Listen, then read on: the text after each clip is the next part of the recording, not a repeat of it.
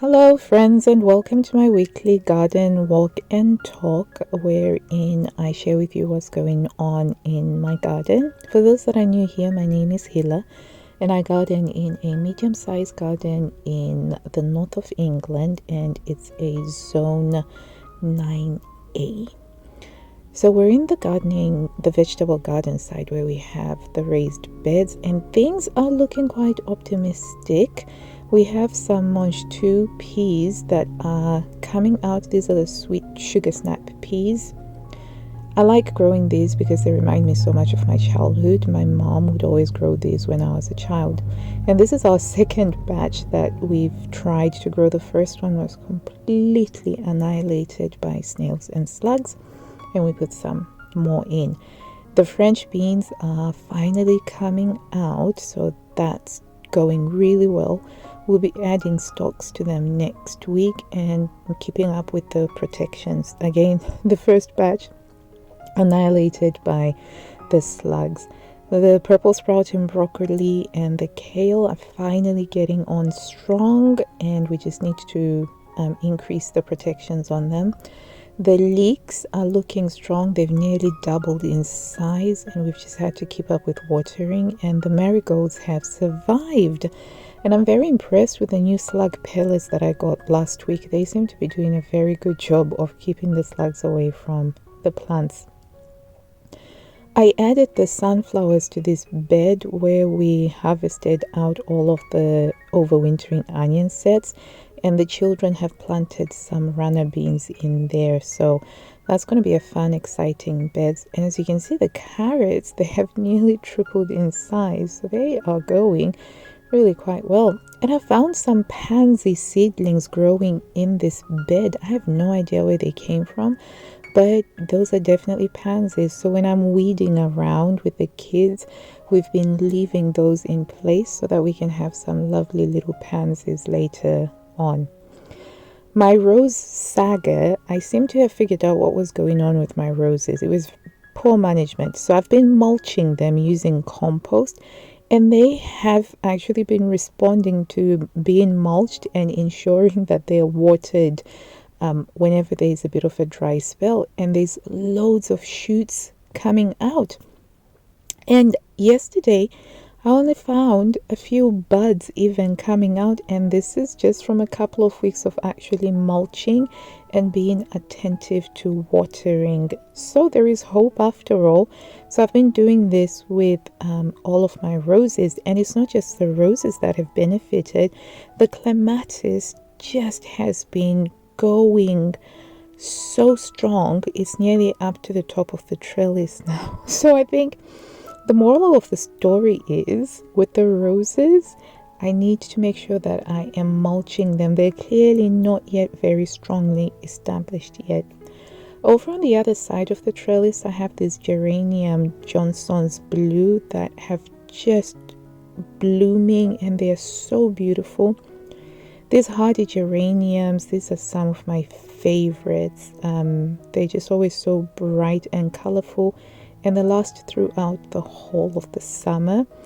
I did some weeding earlier, and I'm hoping that I will be buying a rose that's going to go all the way up that trellis and over the wood store.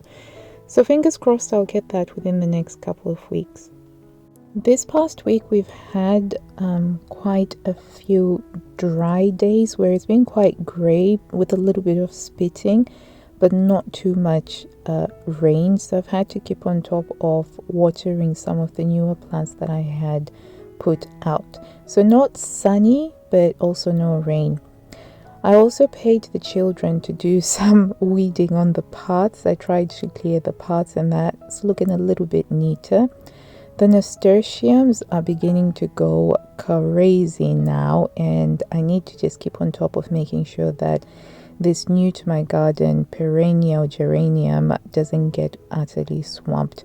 I planted a dahlia at the top of this rockery garden, and it doesn't seem to be doing as well, so I'll need to look into that. These Johnson Blues that are over here, I moved those over there last year after separating a particularly big clump.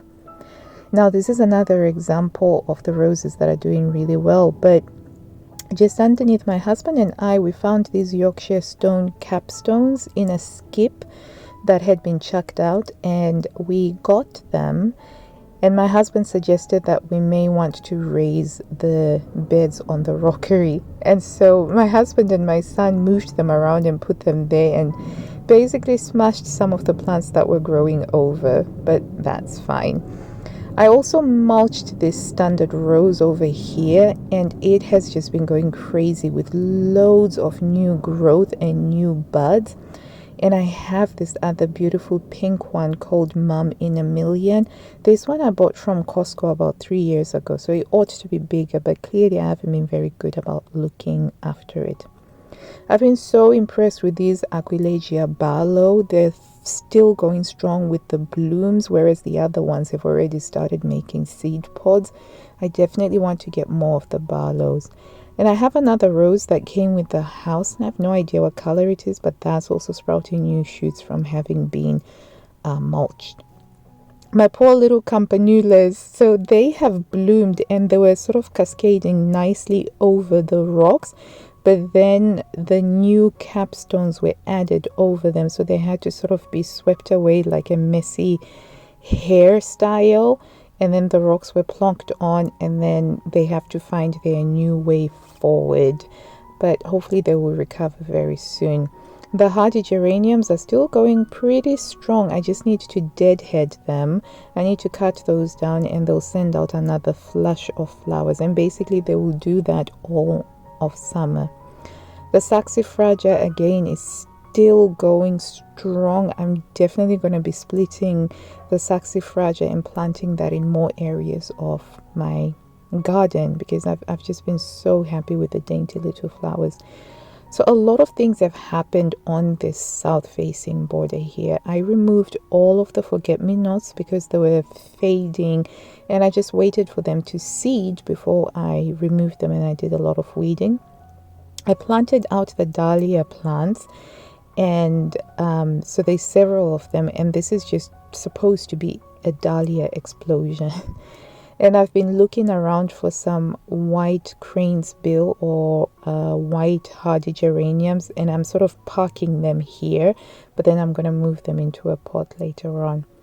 The alliums, the purple sensations, are beginning to form the beautiful seed pods, and they look so beautiful with this golden queen Aquilegia plant, which again, like the Aquilegia Barlow, is just doing so well. I have some Crochisma limpopo growing on here, and everything has just become quite crowded because I have an astrantia that I planted 2 years ago, but I thought it had died because when I bought it, it was bare roots, and I planted those, and it's here now. I am going to have to move it because everything is a bit too crowded, particularly with the globe sensations and the globe masters. And they're so huge, and you can see I'm standing next to them, and that is how tall they are. It's become so painful waiting for them to open up because they're now taller than me, and they haven't yet opened up. And for reference, I'm 5'4", and I've never seen them grow this tall before. But some of the purple sensations, they still have the color, and the seed pods are forming, so they still have a bit of the green and the purple, which looks very nice against this geranium. I think it's called Ivan. This particular type is called Ivan, which is magenta with black centers. The Christophi alliums, they are also looking really quite pretty because they have bigger starburst flowers. And over there I have some more of the white crane's bill that I'm finding in and amongst the weeds, and I'm trying to save it. I've planted some more dwarf dahlias into this section here, which just opened up after I removed all of the forget-me-nots. And so it's coming along. This area is mostly going to be the dahlia section, and I'm spending a lot more time thinking about what other perennials I can add to it. The lupin is another plant that is just thriving from having been mulched using some compost. So the towers are coming through, and they are purple, a bluey kind of purple, which is really super pretty and fitting in with everything. And I love the juxtaposition of the towers that it has against the spheres of the Alliums, and I can't wait for next year when they actually come out together. The latest plants that I've bought and added to my garden, it's some white campanula and some dwarf alchemilla or lady's mantle, and these are going to go onto a rockery. I just have them hanging out here because that's a really good sunspot for them. But as you can see, everything is looking a little bit clearer now because I've removed all of the forget-me-nots. They just got into a point where they were looking shabby and they weren't adding any prettiness. The biggest change is this that used to be the overgrown mini meadow where the weeds were just running rampant, and I dug them up, flattened everything down, and I went to B&Q and I bought some turf. And so I'm trying to get this turf to sort of latch on to the ground because I wanted symmetry. I have the garden steps that go down to the orchard section, and it really bugged me that one side had grass and the other side didn't. The other thing that's doing really well so far in June is this clematis here. I bought this clematis at a discount shop called Wilkinson's, and I've no idea what this is called. It was one of those that I thought was dead, but it just kept on coming back year after year, and this is the first year that it seems to have the most amount of flower heads. The guam is going on strong, and I just keep deadheading it, and I'm still trying to think where this is going to go. So this area as well, I moved a lot of plants around. So I lifted the begonia that was there, and I planted on the mauve's ball, and that should fill that with a lovely little clump. And that's because this is south facing, and begonia is more of a shady plant area, shaded area plant. The irises are gone now. I just need to deadhead them and mulch them. I also tidied up the hellebores, so all of the seed heads are gone because I'd left the seed heads, but then I decided I didn't want them to seed and spread, and they just looked so much nicer once I tidied them up because they were turning yellow. And I also moved a lady's mantle that was planted over there, and I moved it over to the west side of the garden, which gets less light. I have these little, I think they're called drumstick alliums that are just sort of going crazy on the edge of this border here. I don't know how I'm going to be able to save them when I dig up the guam, but it will have to go. And I also have another of the Ivan geraniums going strong. My polemum, I hope I pronounced that correctly, is not doing very well, so that's going to need to be moved. And my perpetual sunflowers, they've doubled in size since the last walk and talk, and once they do open up, it will just be really quite pretty. So everything is a bit of a mess right now because we're just coming off of half term, and I haven't really tidied things off of the grass. The pond is just going crazy. The purple irises, the water irises are blooming, as is the bog marsh. And the geraniums are again going really strong. So these ones are a smaller one and they look very pretty. Here's another rose. This is my golden showers that I got from Peterbilt's. I trimmed it, mulched it, made sure it's watered, and friends, within a week there was a flower bud. So if I had to say anything, roses, they do need a little bit of TLC when they're getting established. Now over here on the pond section, I spent a good hour weeding out. We have this fern, which is quite weedy. And I have these lovely pink geraniums that I planted over here to cover it over because it's not very pleasant looking. But once I took out the ferns, everything was just scraggly because it had grown leggy. So I need to remember that next year I need to get the weeds out sooner rather than later. The other thing that I got my kids to do during the half term was to plant out this Japanese acer as well as the sweet peas and put the obelisks up. Everything is just going really well in terms of the potatoes. They now have the flowers opening, showing that the tubers are getting nice and fat. The courgette, the yellow courgette that I have growing on the patio is growing strong, and we actually have some tomato flowers on the tomatoes that are in the grow bag.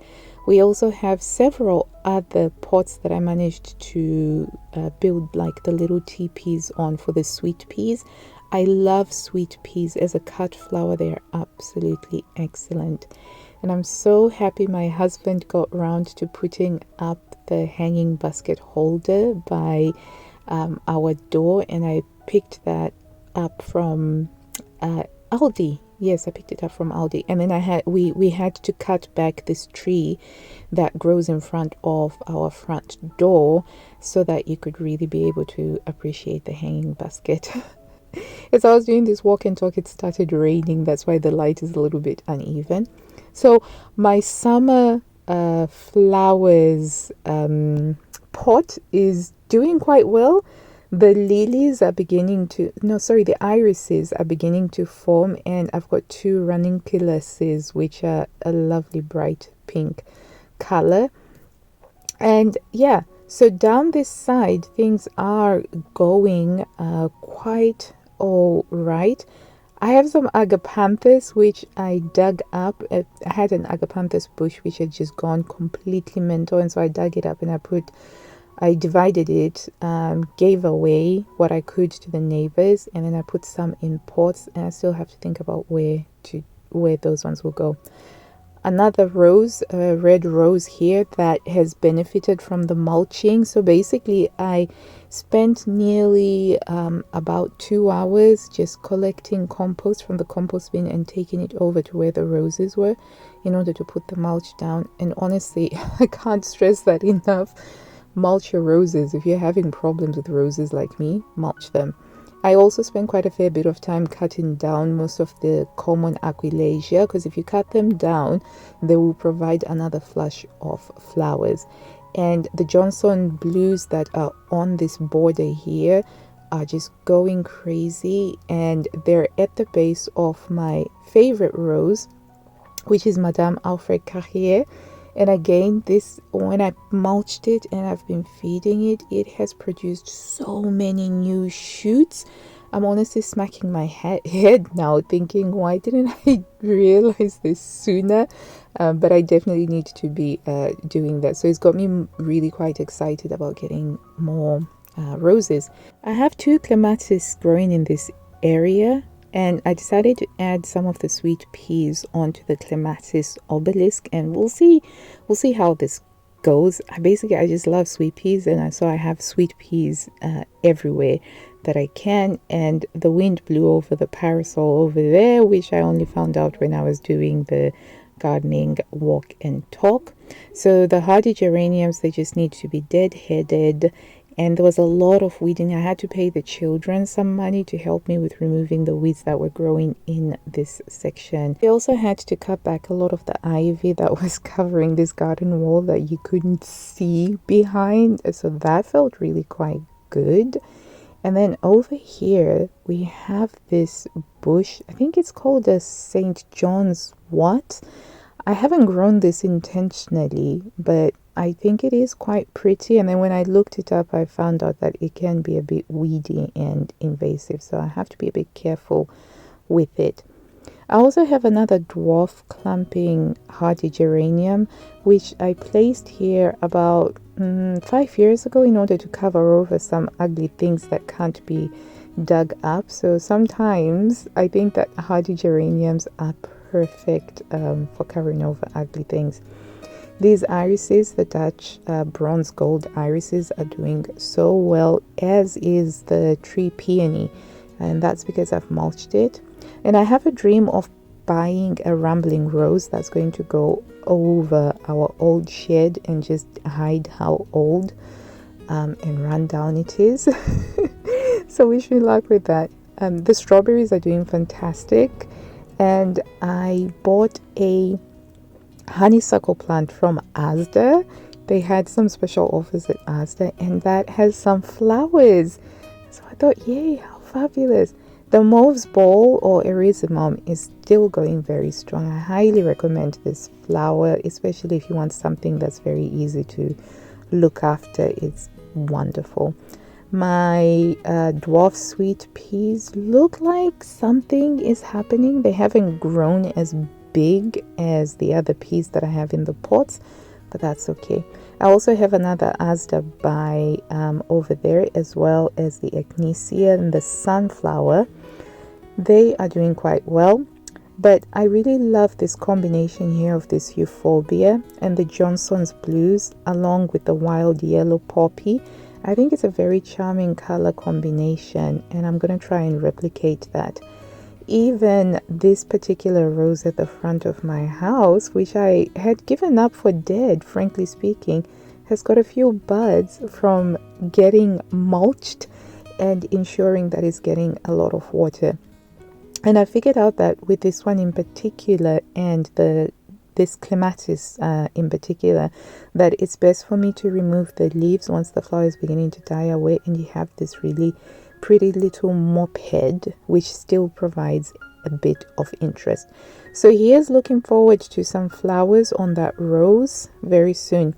The other big thing that we've done this week is to remove the massive tree stump and shrub that was right by the doorway, as well as the tree stump that I'd started working on a couple of weeks ago. So basically, I got my son to do it, and he got it out, and it was fabulous. So there's the Burda that's been transplanted from the south-facing border, and I've put it here where we get the least amount of sun, and the idea is that it will clump and spread. The tree stumps were absolutely humongous, and my son did a great job digging them out because I just got to a point where I wasn't able to dig them out anymore. The conkers are beginning to form now. And my shady border has had some new additions, and those new additions include the begonias that have moved from the southern part of the garden, and I think that they are going to thrive here as I had other begonias. And some of the ferns that I planted out only a couple of months ago, they have grown massively, and they are still beginning to send out the flower stalks. So I'm very pleased with how this shady area is coming along. It is west facing, and it doesn't get as much sunlight. And the lady's mantle, again, that's been moved from the south facing because it's a more of a shady area plant. Still a lot of work that needs to be done, but we have some tiny pinks from the geraniums, and these are so fantastic in such areas. So I'm quite happy with how this is all coming along, and it's been going quite well. A lot of work has been done. It doesn't seem like it, but a lot of work has been done. Now the next big thing is to level out this area here and probably put some grass on it. And just to finish off, I wanted to share this fabulous rose. My neighbor has got a beautiful garden, and she allowed me to record and share this rambling rose that has been doing so well this year. And it truly is a blessing to be able to walk in other people's gardens and enjoy their plants. That's all that I have for today. Thank you so much for joining in this garden walk and talk, and I really do appreciate you for watching until the end. And until I see you next time, I wish you blue skies, health, and happiness. Bye.